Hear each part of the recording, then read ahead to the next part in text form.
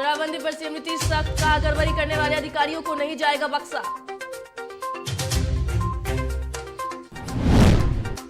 चारा घोटाला मामले में राजद सुप्रीमो की बढ़ सकती है मुश्किल, 23 नवंबर को कोर्ट में लालू यादव की पेशी। खगड़िया में गंगा नदी में पलटी नाव, हादसे में 3 लोगों की मौत, मृतक के परिजनों को मिला 4 लाख मुआवजा। पंचायत चुनाव के 7वें चरण की मतगणना जारी, थोड़ी देर में आने लगेंगे नतीजे।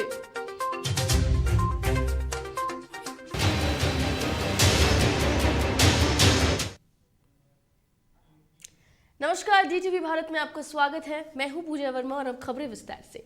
मुख्यमंत्री नीतीश कुमार ने शराबबंदी पर समीक्षा बैठक करने के बाद सभी पदाधिकारियों को निर्देश दिया है कि राज्य में शराब न आने देंगे और न किसी को पीने देंगे। इसी मानसिकता के साथ काम करते हुए इसे सुनिश्चित करें, जो भी सरकारी अधिकारी कर्मचारी गड़बड़ी करते हैं तो उन पर सख्त से सख्त कार्रवाई करें। साथ ही शराब के धंधे और इसके सेवन में लिप्त व्यक्तियों पर कठोरता से कार्रवाई करें। तो कल 7 घंटे की लंबी मैराथन बैठक चली।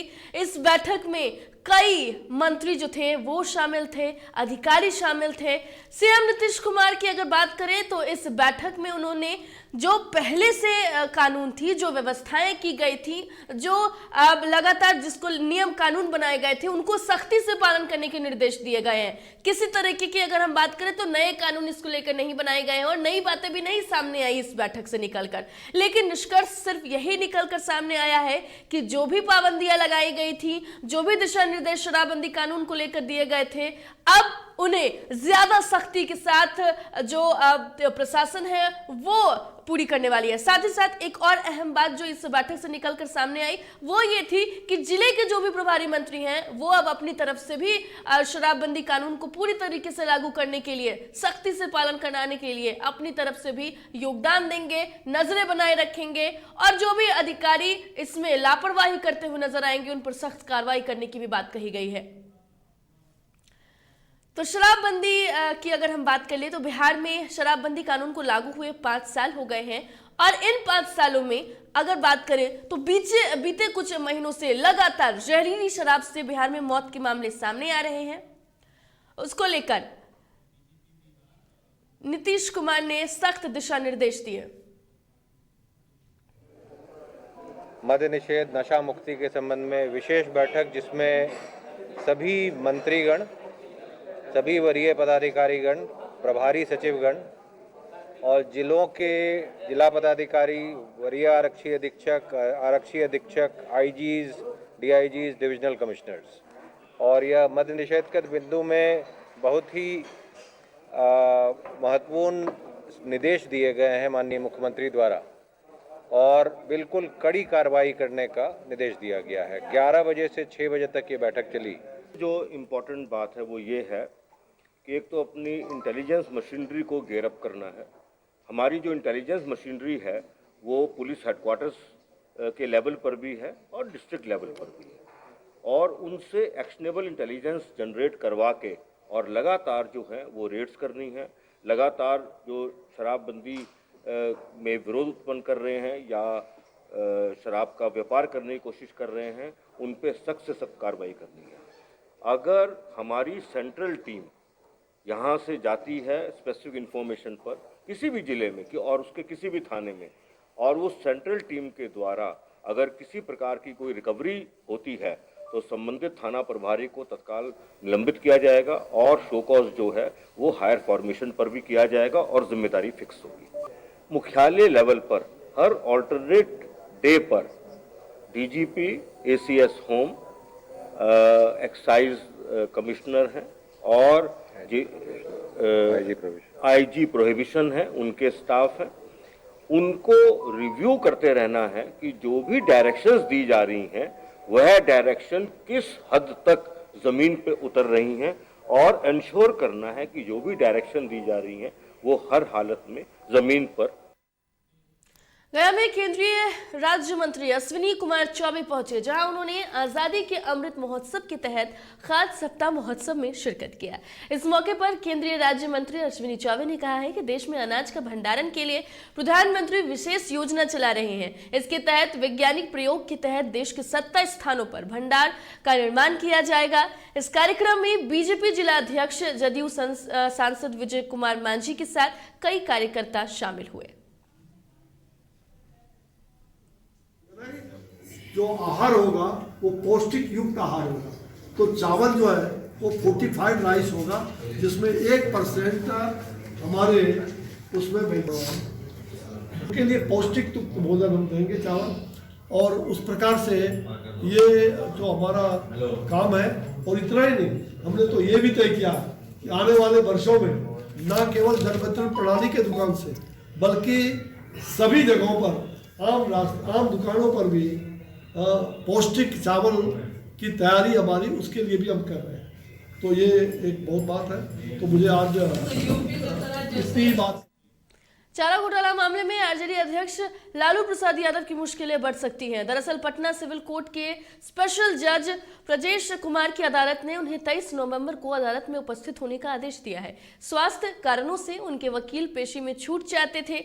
भागलपुर के बांका जिला के उप कोषागार से फर्जी विपत्र के सहारे 46 लाख रुपए की अवैध निकासी का यह मामला है, जिसमें स्पेशल जज ने आरजेडी अध्यक्ष लालू प्रसाद यादव समेत 28 आरोपियों को अदालत में पेश होने को कहा है।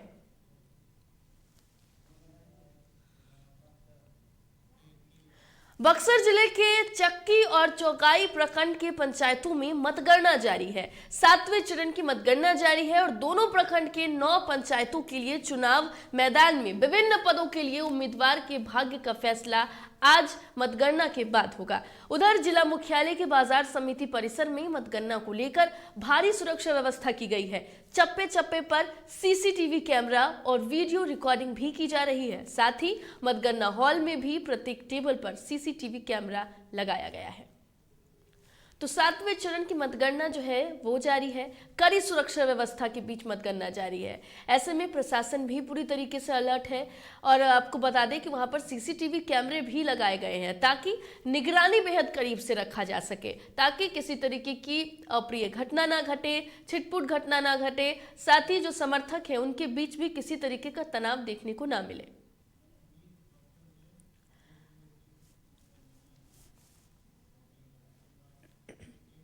और इस खबर पर अधिक जानकारी के लिए हमारे संवाददाता सुमित हमारे साथ बक्सर से फोन लाइन पर जुड़ गए हैं। सुमित, वहां पर मतगणना लगातार जारी है, ऐसे में फिलहाल कोई नाम है जो निकलकर सामने आया हो और क्या कुछ अपडेट? का जो मतगणना था वो चौगाई तथा चक्की प्रखंड में प्रखंड की मतगणना 8 बजे से ही, और अभी तक जो परिणाम आए हैं वह अभी चक्की प्रखंड की मतगणना जारी है तथा 2 पंचायतों के अभी तक परिणाम आ चुके हैं, जहां चक्की पंचायत से उर्मिला देवी विजयी घोषित हुई है तथा जो जवही दियर पंचायत है वहां से भी उर्मिला देवी ही विजयी घोषित हुई है। मतलब दोनों जगह से जो उर्मिला देवी हैं वो विजयी घोषित हुए हैं। दोनों अलग अलग पंचायतें हैं। और जहां तक बदलाव की बात है तो चक्की पंचायत में बदलाव देखा गया है, जहां पर की जो निवर्तमान मुखिया थे वो अपनी कुर्सी नहीं बचा पाए हैं तथा उर्मिला देवी को जनता ने चुना है। वहीं जवही दियर में जो निवर्तमान जो मुखिया थी उर्मिला देवी, उन्होंने अपनी कुर्सी बचा ली है तथा एक बार फिर से जनता ने उन्हें एक बार पुनः दोबारा मौका दिया है। सुमित, ये बताइए कि समर्थकों में भी अब उत्साह देखने को मिल रहा होगा, तो समर्थकों की अभी क्या कुछ तस्वीरें देखने को मिल रही है जो लोग जीत रहे हैं उनके प्रत्याशियों को लेकर? जी, समर्थकों की अगर बात करें तो समर्थकों में काफी उत्साह है। जो मुख्य गेट है जहां से कि प्रत्याशियों को तथा उनके जो साथ में जो आने वाले थे उनको जहां से एंट्री दी जाती है, वहां पर अभी काफी ज्यादा भीड़ देखी गई है तथा जो समर्थक है जिनमें जीत की खुशी है वो फूल मालाओं से तथा अबीर गुलाल से जो अपने प्रत्याशी हैं उनका स्वागत कर रहे हैं। और काफी ज्यादा यहाँ पर जो भीड़ है वो देखी जा रही है और प्रशासन भी अपनी तरफ से काफी चुस्त दुरुस्त है ताकि किसी प्रकार की कोई अप्रिय घटना ना घटित हो सके। जी पूजा। बिल्कुल सुमित, बहुत बहुत धन्यवाद आपका तमाम जानकारी के लिए। तो देखिए, कड़ी सुरक्षा के व्यवस्था जो है वो की गई है और ऐसे में 7वें चरण की मतगणना जारी है।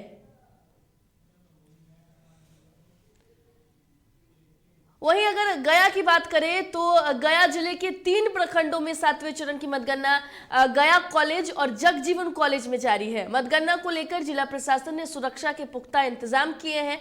दरअसल तीनों प्रखंडों में 15 नवंबर को मतदान हुए थे और आज 7वें चरण की मतगणना है। ये गया की तस्वीरें हम आपको दिखा रहे हैं। देखिए, समर्थक वहां पर पहुंचे हुए हैं और काउंटिंग की जो व्यवस्था है, यानी कि मतगणना की जो व्यवस्था है वो की गई है। इस तरीके से वहां पर घेरा गया है, घेराबंदी की गई है। तो ये तस्वीरें हैं ताकि किसी तरीके की भीड़ ना लगे समर्थकों की, और समर्थकों में हालांकि उत्साह देखने को काफी ज्यादा मिलता है कि आखिरकार उनके जो प्रत्याशी मैदान में खड़े हुए थे उनकी जीत हुई है या नहीं हुई है। तो ये तस्वीरें हम आपको गया की दिखा रहे हैं, जहां पर 7वें चरण की मतगणना को लेकर क्या कुछ तैयारियां हैं वो देखने को साफ तौर पर मिल रही है।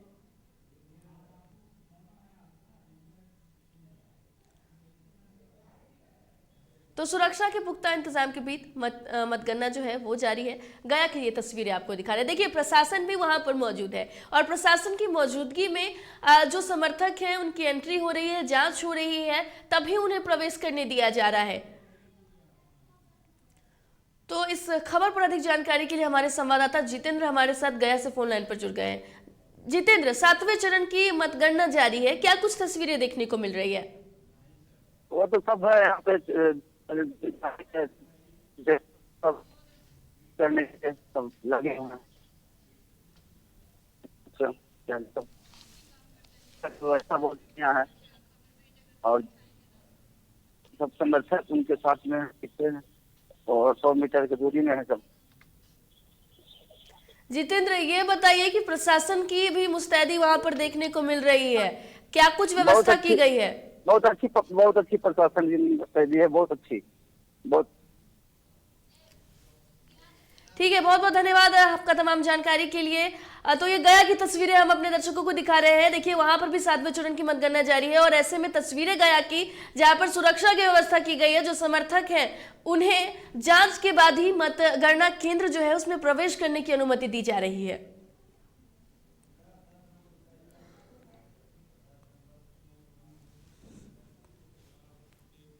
चलिए, अब आपको मुजफ्फरपुर की तस्वीरें दिखाते हैं, जहां पर 7वें चरण की मतगणना जारी है।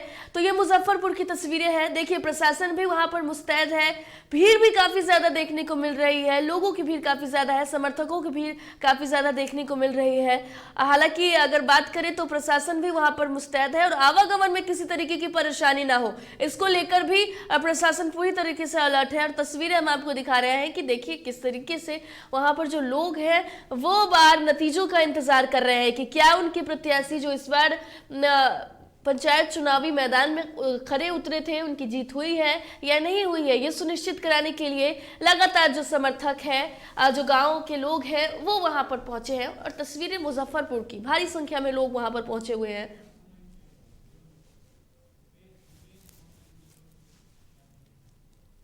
और इस खबर पर अधिक जानकारी के लिए हमारे साथ फोन लाइन पर रुपेश मुजफ्फरपुर से हमारे साथ जुड़ गए हैं फोन लाइन पे। रुपेश, वहां भी 7वें चरण की मतगणना जारी है। तस्वीरें में हम देख रहे हैं कि प्रशासन पूरी तरीके से मुस्तैद है, क्या कुछ अपडेट?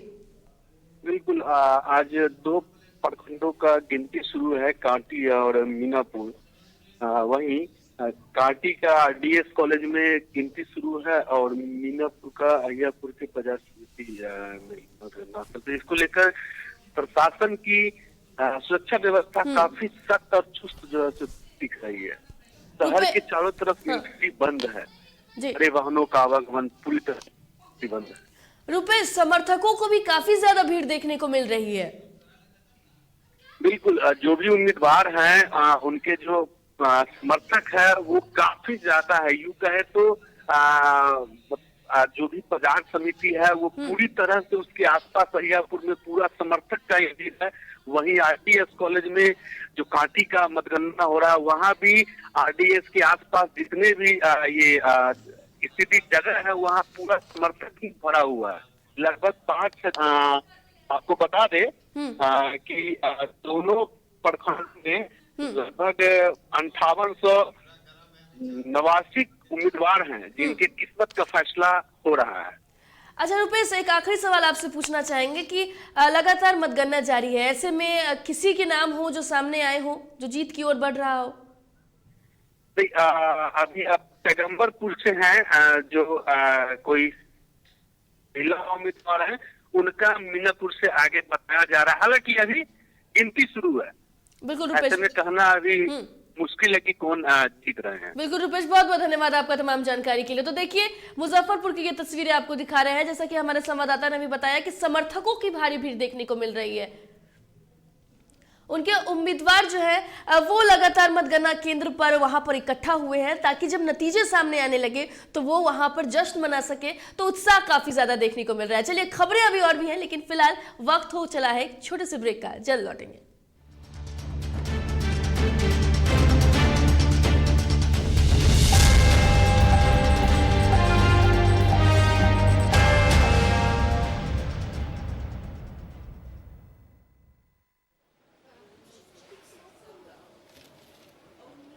और ये रहा आपका बर्थडे गिफ्ट। पापा, बेटा ये कैसा है? ये दुनिया क्यों न समझे, मेरी दुनिया बदल गई।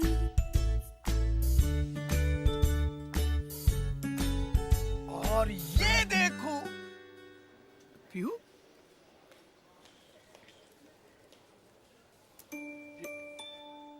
पीहू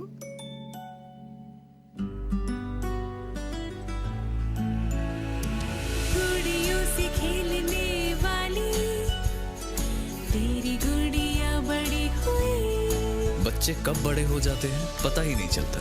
थोड़ा बड़प्पन दिखाइए। रहो सेफ सैनिटरी पैड से खुद को स्वस्थ और सुरक्षित रखने में इनका साथ निभाइए। सर, छुट्टी चाहिए थी। क्यों? गांव के सारे घर कच्चे थे, बाढ़ में ढह गए। मेरा भी। Good morning sir. देखिए, बुनियाद भी पक्की, आपका नया घर भी पक्का, सालों साल चलेगा सर। ठीक है, ले लो छुट्टी।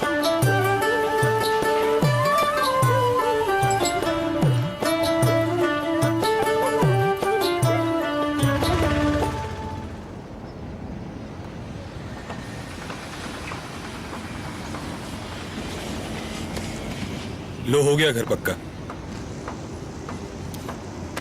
छुट्टी कैंसिल।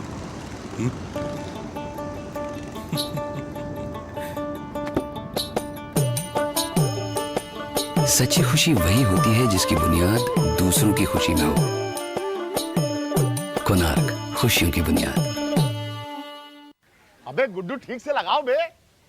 रिश्तेदार आएंगे तो उनको लगना चाहिए ना कि इस घर में हमारे चंदा का कितना मान सम्मान है, और आज हम और हमारा परिवार कितना खुश है। हाँ हम तो आपको बताने ही भूल गए, हमारी चंदा इतने सालों बाद गाभन हुई है। हाँ अब पहले जो दो आए ना तो स्वस्थ और तंदुरुस्त कैसे रहेगी। भला हो मधुसूदन गोल्ड पशु आहार का, जिसके देने से हमारी चंदा गाभन हुई और उसको एक रिष्ट पुष्ट बच्चा हुआ। हाँ, अगर आप भी अपने पशुओं से करते हैं प्यार तो उन्हें दीजिए सिर्फ और सिर्फ मधुसूदन गोल्ड पशु आहार। भाग खुल जाएंगे।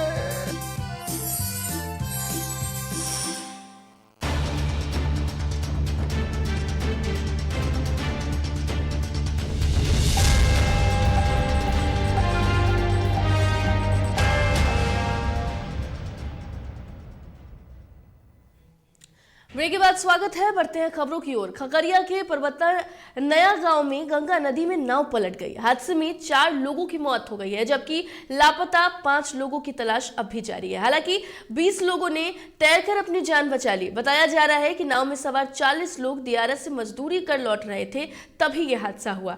फिलहाल जिले के डीएम घटनास्थल पर पहुंचकर जानकारी ले रहे हैं। वहीं मृतक के परिजनों को भी उन्होंने 4 लाख मुआवजा दिया है।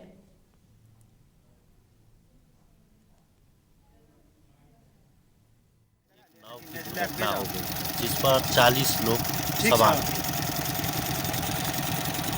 और यहाँ पे सर जो सब निकाला गया, कितने लोग का सब निकाला गया? सब अभी तक हम लोग ने 4 आदमी के निकाले हैं। टोटल सूचना 6 आदमी का मिला जी, जिसमें अभी तो 2 डेड बॉडी का खोज बचाव जारी। और आपके सहयोग के द्वारा कितने बॉडी बरामद किया गया? हमारे द्वारा 2 बॉडी बरामद किया गया है जी। और अभी कितने लोगों के फंसे होने की? अभी 2 आदमी की जी डूबने की आशंका जताया गया। ठीक। और गोताखोर भी के रूप में मैं बचाव कार्य हर एक जगह पर मेरे द्वारा किया जाता है। आपको कैसे पता चला कि यहाँ पे हादसा हुआ है? ये हम लोग नदी में बराबर रहना होता है, क्योंकि ये जलकर जो है हम लोगों के नाम से है, हम लोग देख रेख करते हैं। और इस खबर पर अधिक जानकारी के लिए हमारे संवाददाता राजीव हमारे साथ खगड़िया से फोन लाइन पर जुड़ गए हैं। राजीव, पूरे हादसे को लेकर के फिलहाल क्या कुछ अपडेट सामने आ रही है? जी पूजा, आपको बताएं कि रात में लगभग जो है 4 शव निकाल लिए गए थे और सुबह में जो है 2 महिला का अभी सब प्रशासन के अनुसार बताया जा रहा है कि लापता है। इसमें रात में लगभग 5 आदमी लापता थे, जिसमें कि 3 व्यक्ति जो है रात में लगभग 1 बजे प्रशासनिक अनुसार 1 बजे उपधारा में बह गए थे, जो 10 किलोमीटर दूर जाकर के निकले और सुरक्षित निकले। और अभी प्रशासन के अनुसार जो है 4 सब बरामद हो चुके और 2 महिला की सब बाकी है। जी पूजा। राजीव, कुल कितने लोग अभी लापता बताए जा रहे हैं? अभी तक में जो है 4 सब बरामद हो चुका है और 2 महिला का सब अभी खोजबीन जारू है, अभी तक बरामद नहीं हुआ है। पूजा। बिल्कुल राजीव, बहुत बहुत शुक्रिया आपका तमाम जानकारी के लिए। तो देखिए, दर्दनाक हादसा खगड़िया में हुआ, जहां जो लोग थे उनसे भरी नाव जो है वो पलट गई। 40 लोग नाव में सवार बताए जा रहे थे। हालांकि 20 लोगों ने तैरकर अपनी जान बचाई है। हालांकि जो लोग अभी लापता है उसको लेकर के खोजबीन जारी है। चलिए अगली खबर का रुख कर लेते हैं। पूर्वी चंपारण के डीएम के काफिले पर हमले को लेकर राजेपुर थाना में 45 लोगों को नामजद अभियुक्त बनाते हुए उनके खिलाफ प्राथमिकी दर्ज की गई है। पंचायत चुनाव के 7वें चरण के दौरान राजेपुर के पकरी पंचायत के नोनीमल गांव के मध्य विद्यालय स्थित मतदान केंद्र पर डीएम के काफिले पर आरजेडी के पूर्व विधायक शिवाजी राय के उकसाने पर उनके समर्थकों ने हमला बोल दिया था।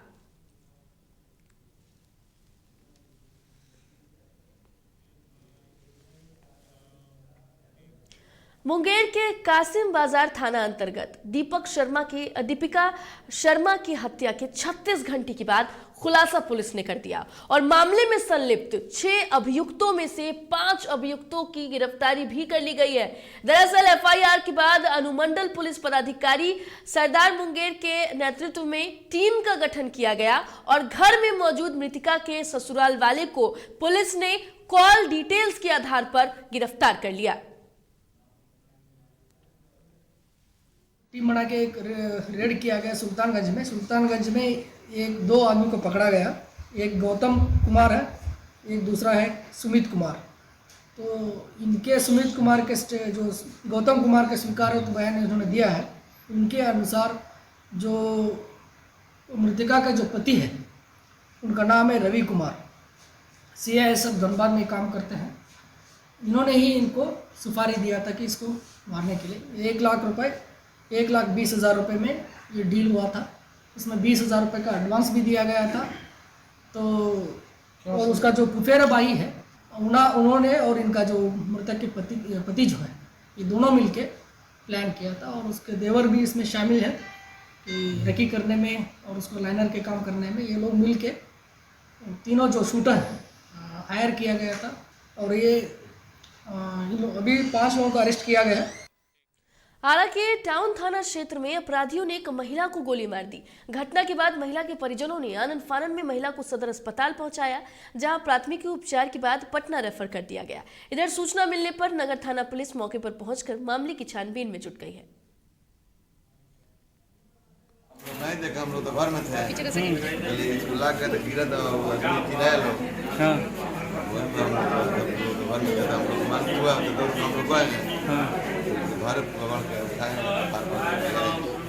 तो क्या लगा कि गोली कौन मारा है? अब हम नहीं देखे तो किसको बता दें। कटिहार सदर अस्पताल में प्रस्तावित सिटी स्कैन जांच सेंटर के लिए सिटी स्कैन मशीन आ गई है, जबकि अस्पताल परिसर में सेंटर का इंस्टॉलेशन कार्य जारी है। मरीजों को जल्द अब इसका लाभ मिलेगा, जिसका जायजा लिया संवाददाता मनीष ने। से पहले कटिहार जिला वासियों को सरकार ने स्वास्थ्य के क्षेत्र में एक बड़ा तोहफा दिया है। जी हाँ, यह बात हम इसलिए कह रहे हैं क्योंकि अभी हम मौजूद हैं कटिहार जिला के सदर अस्पताल में और ये एक नया भवन तैयार किया गया है। यह नया भवन क्यों तैयार किया गया है और मैंने तोहफे की बात क्यों कही, आइए हम आपको दिखाते हैं। ये कटिहार का सदर अस्पताल है, ये नया भवन है और यहाँ पर एक सीटी स्कैन मशीन लगाई गई है। अब जो लोग यहाँ पर दो मशीनें यहाँ पर लगाई गई है। जो लोग बाजारों में सीटी स्कैन नहीं करवा पाते थे, खासकर ऐसे लोग जो कि मध्यम वर्ग के हैं या गरीब परिवार हैं, वो लोग जो कि सीटी स्कैन नहीं करवा पा रहे थे, ऐसी स्थिति में अब कटिहार सदर अस्पताल में जो है सीटी स्कैन मशीन लगा दी गई है। देखिए, ये व्यवस्था जो है ये पब्लिक प्राइवेट पार्टनरशिप BMSICL और स्वास्थ्य विभाग की तरफ से एक पहल की गई थी। उसमें सभी जगह के लिए, सभी जिला के लिए बुलाया गया था कि पब्लिक प्राइवेट पार्टनरशिप में जो भी इंटरेस्टेड पार्टी हैं सीटी स्कैन लगा के सुविधा देने के लिए, जन कल्याण के लिए, वो आके इन्वेस्टमेंट कर सकते हैं और उसमें आके काम कर सकते हैं। तो इसमें हमारे बिहार में 12 जिला में हुआ था, उसमें से ये 12वां जिला है जहाँ पे हमारा इंस्टॉलेशन हो रहा है। अच्छा, ये इसके लिए शुल्क वगैरह किन को देना पड़ेगा, कैसे होगा? शुल्क हमारा कलेक्शन यहाँ पे खुद होगा। इसके लिए यहाँ पे हमारा लड़का रहेगा, वही एक हमारे पास ही कलेक्शन होगा। और ये कलेक्शन सिर्फ सरकारी पेशेंट के लिए नहीं, बाहर के पेशेंट भी जो होंगे उनका भी रेट बराबर ही होगा।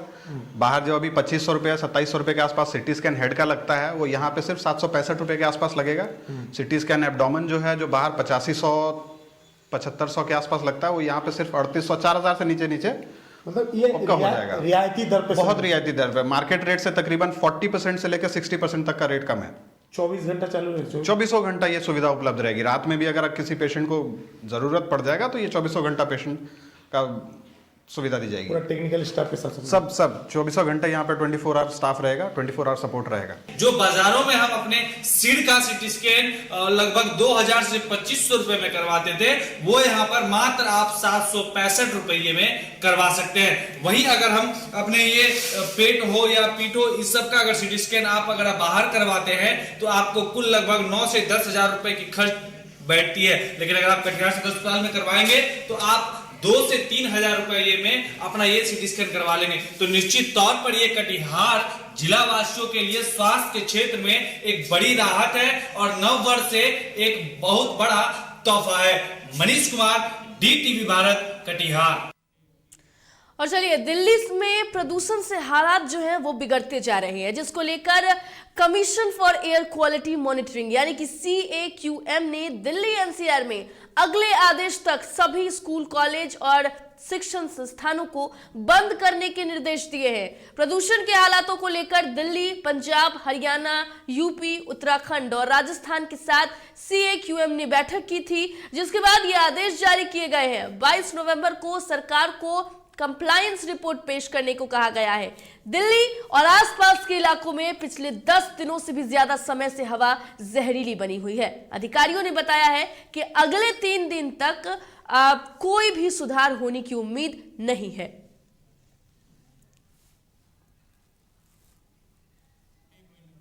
फिलहाल इस बुलेटिन में इतना ही। देश दुनिया की तमाम खबरों के लिए देखते रहिए DTV भारत। मुझे दीजिए इजाजत, नमस्कार।